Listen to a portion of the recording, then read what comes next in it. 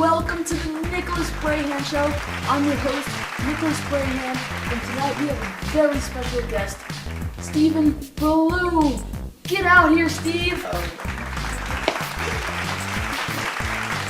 Good to see you. Thanks for having me on. Thanks for coming, Steve. So, Steve, I hear you're directing a new movie called Hiroshima. Would you like to tell us?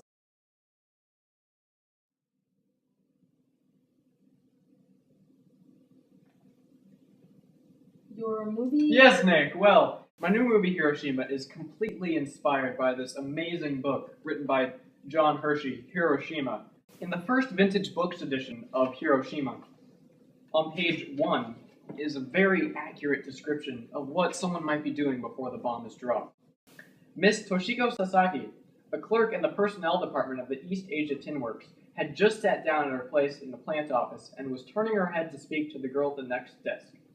At the same moment, Dr. Masakuzi Fuji was settling down cross-legged to read the Osaki Asabi on the porch of his private hospital, overhanging one of the 7 deltaic rivers which divide Hiroshima.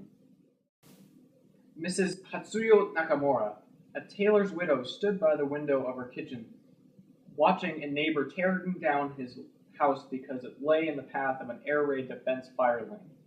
Father Wilhelm Kleinsorg, a German priest in the Society of Jesus, reclined in his underwear on a cot on the top floor of his order's 3-story mission house, reading a Jesuit magazine, Stimmen der Zeit. Dr. Terafumi Sasaki, a young member of the surgical staff of the city's large modern Red Cross hospital, walked along one of the hospital's corridors with a blood specimen for a Wassermann test in his hand. And the Reverend Mr. Kiyoshi Tanimoto, pastor of the Hiroshima Methodist Church, paused at the door of a rich man's house in Koi, the city's western suburb, and prepared to unload a handcart full of things he had evacuated from the town in fear of the massive B-29 raid which everyone expected Hiroshima to suffer. 100,000 people were killed by the atomic bomb, and these 6 were among the survivors. So as you may have guessed, the main historical event in this book is the bombing on Hiroshima.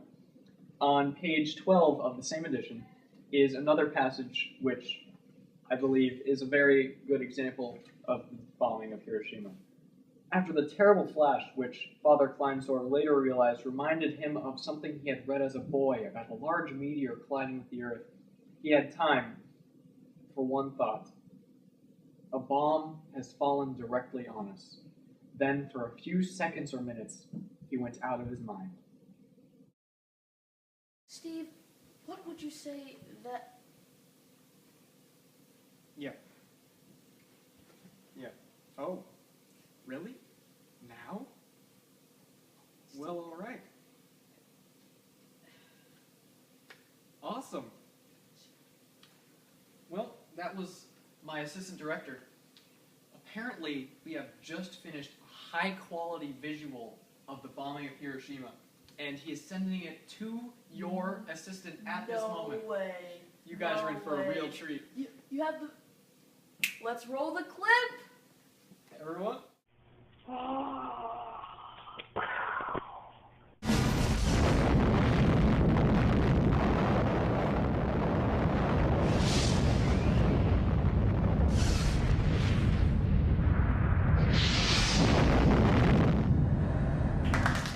Thank you very much. I'm so happy to show this to you guys.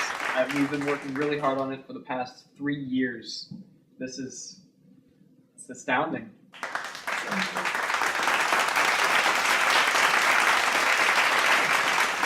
So, Steve, what is the overall theme that you are trying to portray through Hiroshima? Well, Nick, if you read the book, which might I say is a phenomenal example of literature, you can tell these people going through such terrible, terrible times.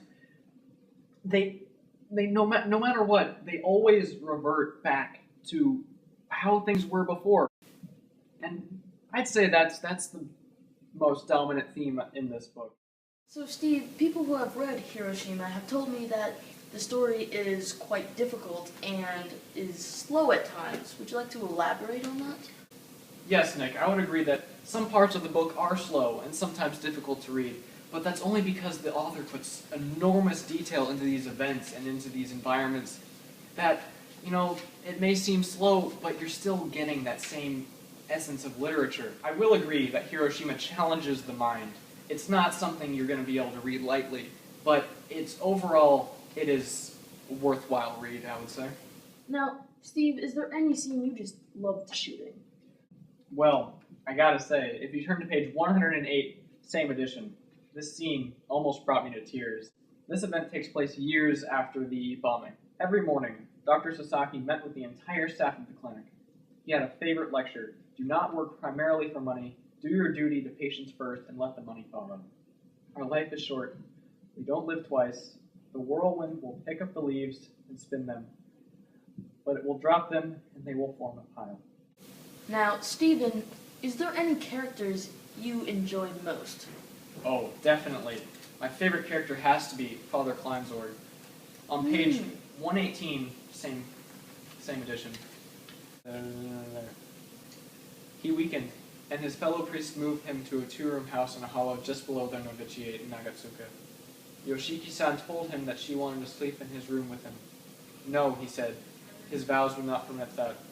She lied, saying that the Father Superior had ordered it. Greatly relieved, he allowed it. After that, he seldom opened his eyes. She fed him only ice cream. When visitors came, all he could say was, "Thank you." He fell into a coma, and on November 19th, 1977, with a doctor, a priest, and Yoshiki-san at his side, this explosion-affected person took a deep breath and died. He was buried in a serene pine grove at the top of the hill above the novitiate. Father Wilhelm M. Takakura, S.J., rest in peace. The fathers and brothers of the Nagatsuka novitiate noticed over the years that there were almost always fresh flowers at the grave. Well, thank you, Stephen. Do you have any other words or perhaps cautions for those who would like to read Hersey's book? Well, overall, I'd say it's a very good book. The only caution, though, is I would say this book is not for the light of heart. It describes many grotesque scenes, including some skin loss, due to the effects of the radiation from the bomb. But if you're okay with such,